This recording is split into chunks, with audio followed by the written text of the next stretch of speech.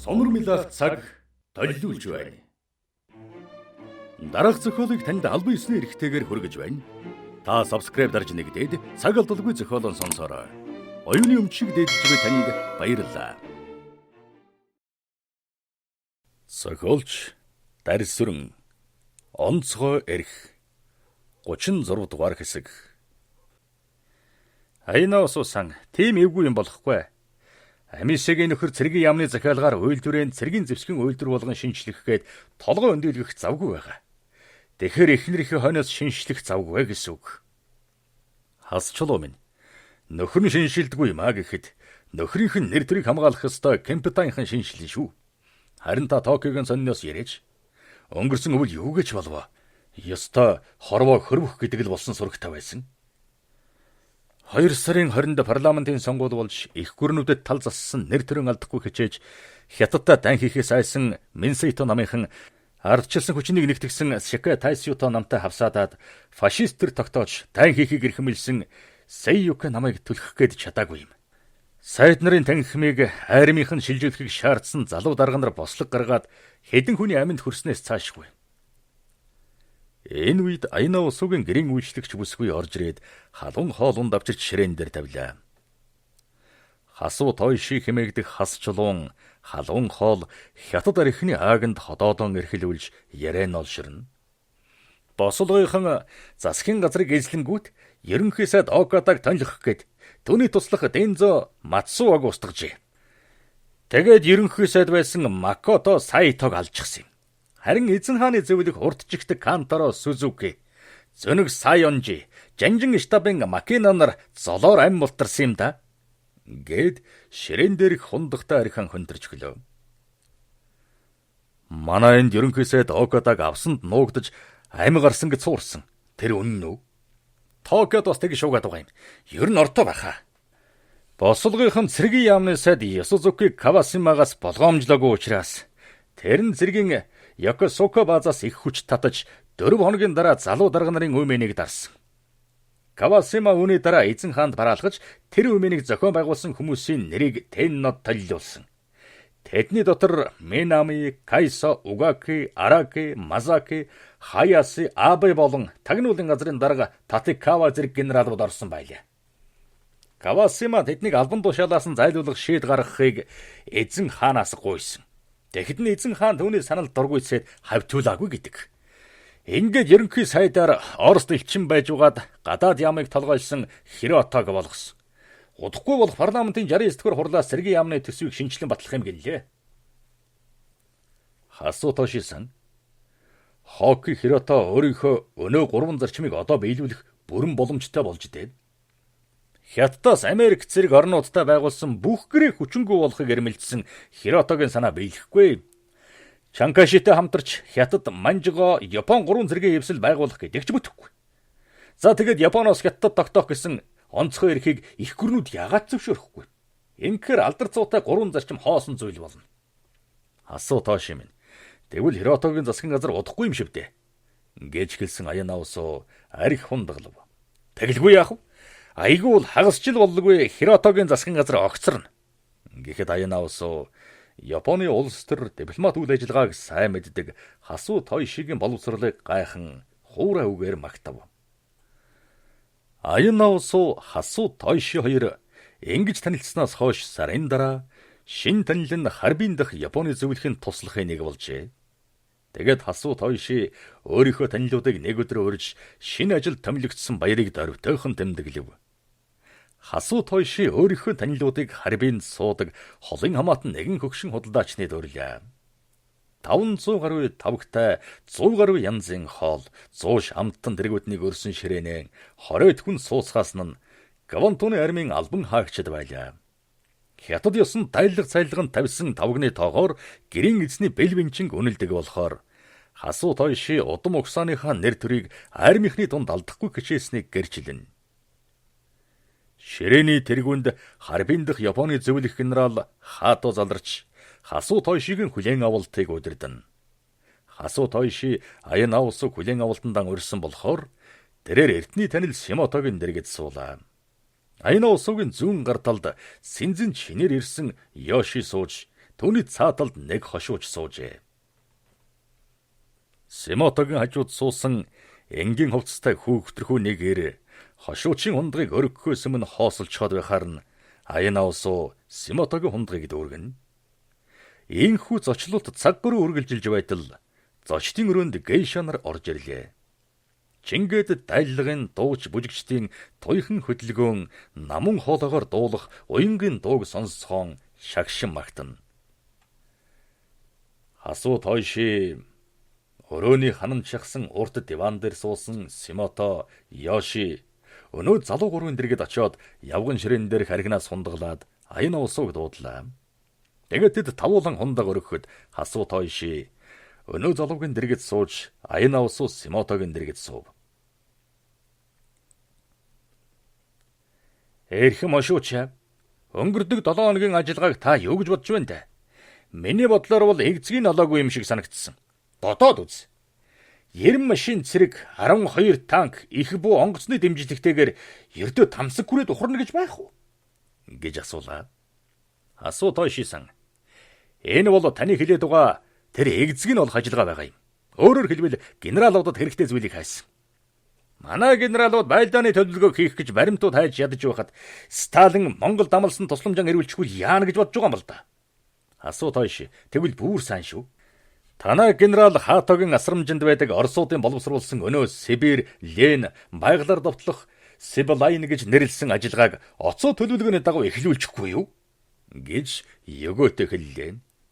Эрхэм ошууч минь. Улаан Оросын гадаад яамны орлогч сайд Москвад байгаа манай элчинд саяын ажиллагааны талаар эсэргүүцэл илэрхийлсэн байна.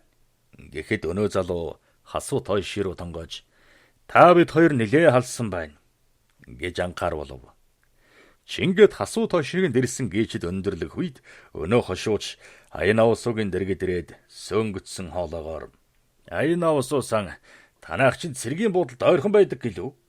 Хоёулаа зам нийлхүүд. Би овоос огцсон байна гэлээ. Аянаусуу хайлардах дугаар дивизийн морин цэргийн хорооны штабын дарга албатай хошуучтай нийлж Харбин дахь цэргийн зочид буудлын руу гэлдэрч явхдаа өөр хоорондоо юу ч ярьсангүй. Харин хошууч ажил хэрэгчий болохоор маргаашийнхан ажлыг бодож өөртөө өглөн сануулж маргааш чинь хамгийн түрүүнд Йоши сантаа уулзах хэрэгтэй. Газрын зургийн энэ мэргэжилтэн жанжин штабд ажиллаж байсан мөртлөө манай энд саналаараа ирдэг сонно. Маргааш толгой өвдөхгүй байгаас. Сая Америкаас авсан 2 судалтай дайрагч онгоц, бомбогдч онгоцоосоо манай дивизд өгнө гэдэг үнэн болов уу? Үүнийг Йоши сан мэдсэн байх. Эрхвш жанжин штабын ажилтан шүү дээ. Юмны зах зохийг андахгүй гэж амандан өглөн. Аянаусуу сан та яагаад дуугүй явна уу? Маргаашийнхаа ажлыг бодж байна уу? Гэж асуулаа. Тэгэлгүй яах вэ? 8 хүн гэдэг чинь яаж орлого олох вэ гэдэг бодлоос хагацдаггүй юм да. Гэхэд хошууч түүний үгийг зөвшөөрч тийм ээ, бид бол нутаг дэвсгэрэн өргөдгөж баян чинэлэг болохын тулд дан хийдэг. Худалдаачин хүн юмыг хямд үнээр аваад ахиухан үнээр зарахыг мэрийдэг болохоор нэг ёсны өвөрмөцтэй. Аянаусуусан та хайлард очивол манайхаар заавал очоор. Найтунд очоод Шивса Мадака гэхэд заагаад өгөх мундахгүй гэлээ. Аянаусуу хошуучийн эрээг далимдуулж шалгааж хоргоохыг бодсонгүй. Харин Кавантуны армийн нэгэн дивизийн морин хорооны штабын дарга Монголын хөлийн дагуу байрлуулсан Японы цэргийн талаар амандан өгүүлэхийг ажваас буйр нуурын эрэг буюу асар сүм дээр байрлсан явган цэргийнхэнтэйгэн дүнжин муутай болох нь илэрхий ажээ. Тэр хошууч өөрөн хор шартай болохоор бусад дарга нарын ажлыг үгүйсгэж өөрийнхөө хорооны ажилтныг алдар гавьяаны хэрэг болгох бодолтой учраас атаар хамтгаа ажээ. Аянаусуусан та эндээс буц. Маргааш чамтай уулз. Харин Харбин хотын хамгийн сайхан зоогийн газрыг зааж өгөө мартаж болохгүй шүү. Би чамайг урина гэж бардамнан хэлээд Аянаусуутай салах ёс гүйцэтгээд гудамжны дунд хэрд байгаа зочид буудлын барилга руу гэлдэрхийг аживал цэргийн зочид буудлаар эргэлдэж дарга нарын илүү дутууг бүртгэж байдаг хээрийн цагдаагийн газрын туршуулуудаас эмээс нээлт байлаа. Тиймээс буудал хүрэхээс өмнө Аянаусуугаас салах гэж бодсон нь ээлтэй.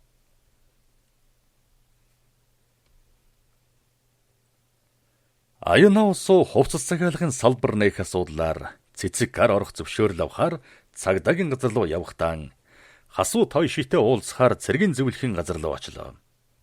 Аюуна улсуу хэмээгдэх гунга төвөөс ирэх бөөхөөлжтэй уулзаж доохоогоод илгээх баримтуудыг дамжуулахын тулд зам зуур тохиолдох шалгалтынд үзүүлэх цэргийн газрын үнэмлэх олох хэрэгтэй байлаа. Цэцэг гар дахь хээрийн цагдаагийн газрын шалгалт хийдэг зохион байгуулалтын талаар баггүй судалгаа хийсэн Аюуна улсуу Харбинд байдаг цэргийн зөвлөхийн газраас үнэмлэхтэй явбал илүү найдвартай гэдгийг хасуу тойшигийн амнаас мэдсэн билээ. Тиймээс хасуу тойшитой уулзаж энэ талаар тохиролцохын тулд түүний өдийн хоолны цагийг дайруулж очих нь ашигтай байлаа. Зөвлөхийн газрын байшингийн голын хаалганаас гарч ирсэн хасуу тойши Аюуна улсыг хараад түүнийг өгтөн очиж "Гүй чи хаашаа алга болчихоо вэ? Би чамтай уулзах гэж үдээс өмнө хайгаад олсонгүй. Гэтэл сайн хүн санаа гарan гихчээр ашгүй энд тайрладаг байх шүү" гээд инээмсэглэв. "Танаа генералд бараалхъя. Уулз хэрэг гараад" гэж хэлээд "Хаата 2 хоногийн өмнө хайлаар руу явсан. Тэгэхээр ингэж хэлэх нь зүйтэй" гэж бодлоо. "Гакка хаатасан байхгүй гоо. 5 оноод ирнэ. Та тийм хэрэгтэй байгаа мó?" гэж хасуу тойши асуулаа. "Цэцэгээр явах юм нэг бараалгаадах гэж бодсон юм. Гэхдээ одоо тэгвэл харьддаг юм билүү дээ." Хасуу тойшисан "Чи хаачих санаатай байна?" "Ходоодныхоо мухарт юм олж их санаатай л явна дахио." Тэгвэл хоёулаа өдөө хоолнд оръё л д. "Тэгье. Тэгтээ энэ удаа би чамайг дайлна. Би чамайг хоолнд өрөх цаа болддгүй юм. Тэгсэн мөртлөө чамаар хэдэн ч удаа дайлвал да. Ингэхээр одоо миний ээлж болсон доо. Хаашаа очих вэ?" "Сибирь ресторанд очих уу да." Хасуу тойши Аюуна улсуугийн саналыг дагаж даргийнхаа жолоочийг дуудаж унаа залгаад хэдэн мөчийн дараа Харбины дөрвөсгийн товчооныхон зуглардаг Сибирь ресторанд ирлээ. Рестораныг гол танхимд зогсож байсан гоёмсог хувцастай зохион байгуулагч тэр хоёрын бараанаар гүйг шахам алхаж дэрэгдэн ирээд хуурамчаар тал засан инээмсэглэж "Эрхэм ноёдоо ийшээ морилно" гээд рестораны баруун хананд тусгайлан зассан ширээг зааж өглөө. Японы армиас манжуур тогтоосон шин дэглэмийн нэг бол зоогийн газар орсон армийн албан хаагчдыг тусгай бэлдсэн ширээнд суулгах заншилтай тул наран эзэдийн өмнө хүндэтгэн бөхөлзөх ёстой билээ. Тэр хоёрыг цав цагаан бүтээлэгтэй ширээний хажуудах зөөлөвчтэй сандал дээр тухлан суутал тасар хувцастай үйлчлэгч залуу ирж хоолны захиалга аваад явлаа. Аюуна улсуу хоол хүлээх зураан халаасан уудалж Челстерфилд хэмээх янжууран гаргаж хасуу тойшитэй тамхилахдаа "Би цэцэггээр явах санаатай. Цагдаагийн газраас зөвшөөрөл авахаар ярилцсан" гэж яриад илгэлээ. "Хизээ явах юм? Уг нь манайхаас үнэмлэхтэй явбал зүгээр дээ. Маргааш явдаг юм билүү дээ." "Аюуна улсуусан. Тэгвэл маргааш өглөө надтай уулзаад үнэмлэх аваарай" гэж хэлтэл үйлчлэгч залуу ирж тавир дээрх тансаг эдээг ширээнд өрлөө.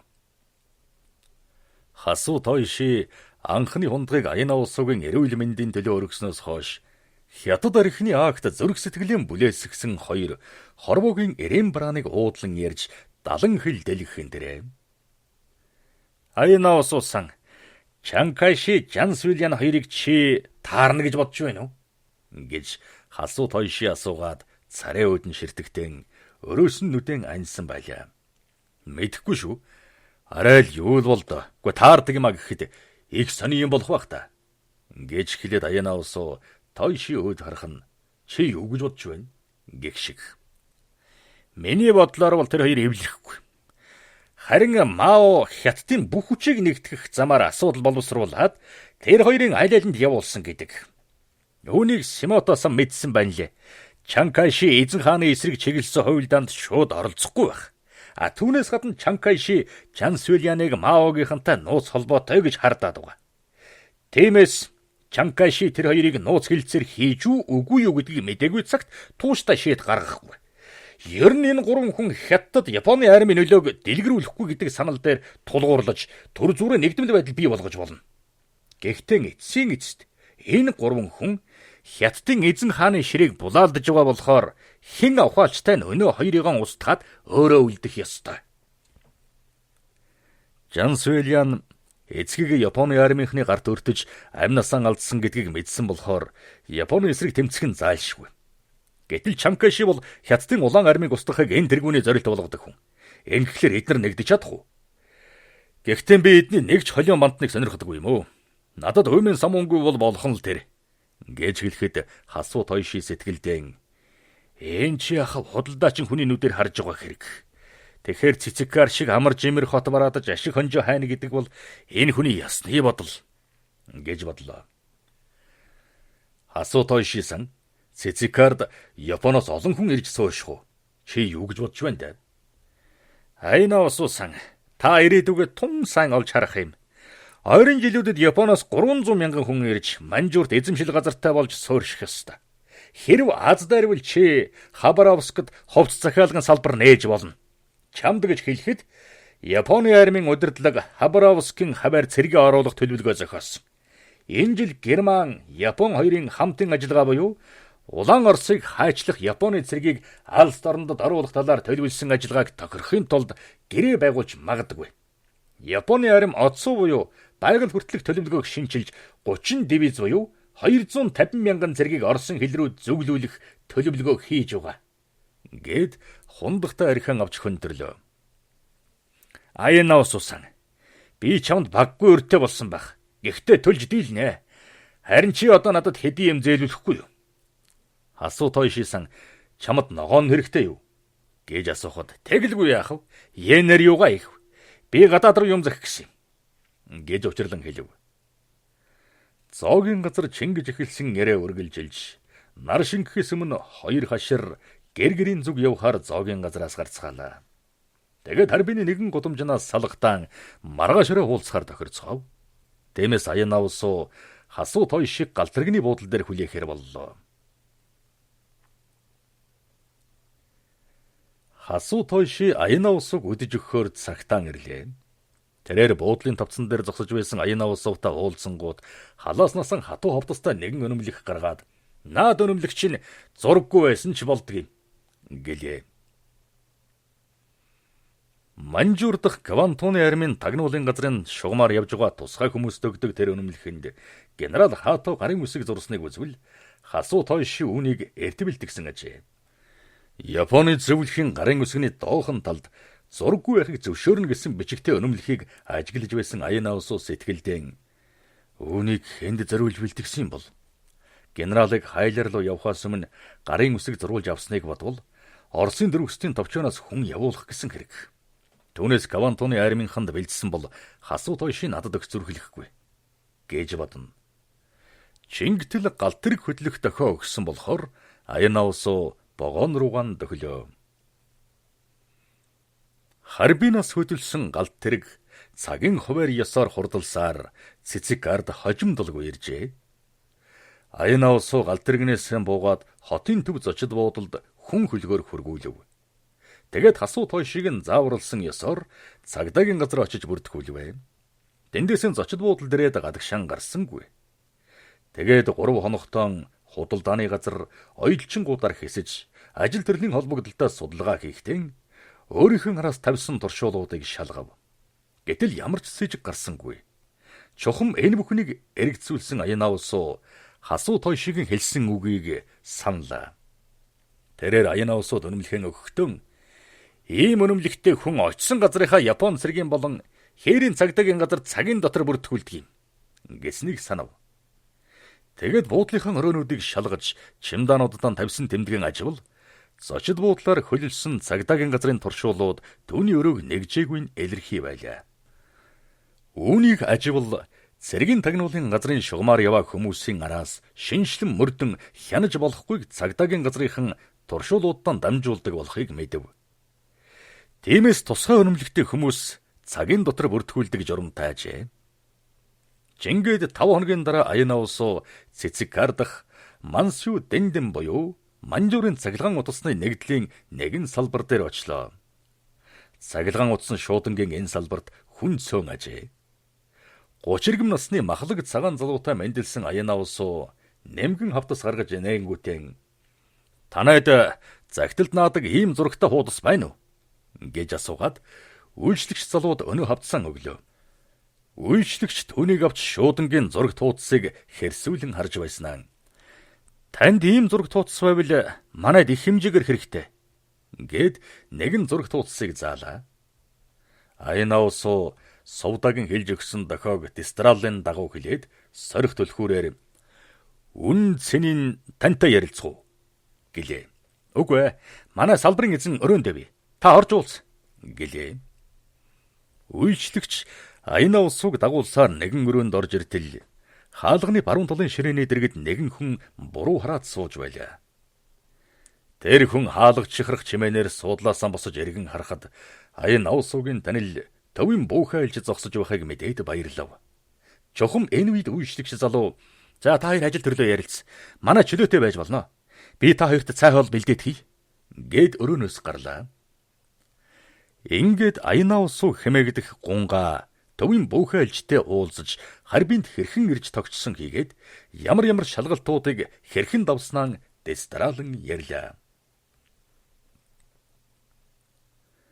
Аяна усуу Сувдагаас авсан мэдээнүүдийг Дистрата ярьж, Монголын хэлний дагуу Квантуны аримаас явуулж байгаа цэргийн холбогдолтой үйл ажиллагаануудыг ярьсны адилаар Японы тагнуулын удирдлага хүрээхийдийн мяндагтай лам нартай хэрхэн холбоотой байгааг ярьж, тэднийг толгойлж байгаа лам нарын хаягийг хэлж өглөө.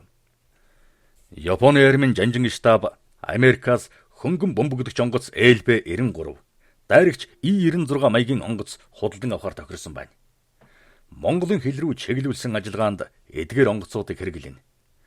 Японы 20 гаруй үйлдвэр цэргийн захиалга хүлээн авсан бөгөөд энэ онд янз бүрийн буу 25498, их буу 612, нисэх онгоц 1300, танк 360, их баг радио хэрэгсэл 800 гаруйг үйлдвэрлэх юм.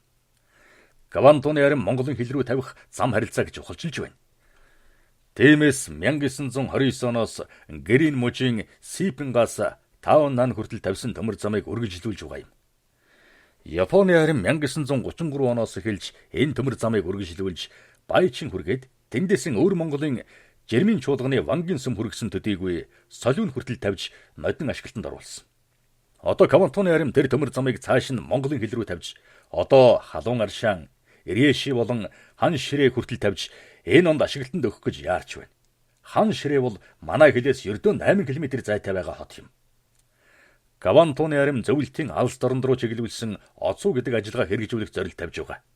Энэ ажиллагаанд 250 зэрэгтэй 30 дивиз төлөвлөсөн бөгөөд үүний 20 дивизийг зөвлөлтийн хилийн дагуу байрлуулах юм. Оцуу гэж товлсон ажиллагааны анхны ээлж нь Хабаровск, ханх нуурын чиглэлээр Владивостокыг таслан авахд чиглэгдсэн байна. Алс дорндод явуулах тагнуулын хорлон сүйтгэх ажиллагаанд оролцох хүмүүсийг Сунгар П гэсэн төвд бэлтгэж байгаа юм. Хорлон сүйтгэх ажиллагаанд оролцох цагаантны оргодлуудыг толгойлдог Разаевский харбинд Оросын дөрвөсчийн товчоог төшиглэж Оросын фашист холбоо гэгчийг байгуулсан гэж хэлтэл хаалга тогших чимээ тэр хоёрын ярианд саад боллоо. 36 дугаар хэсэг төгсөв.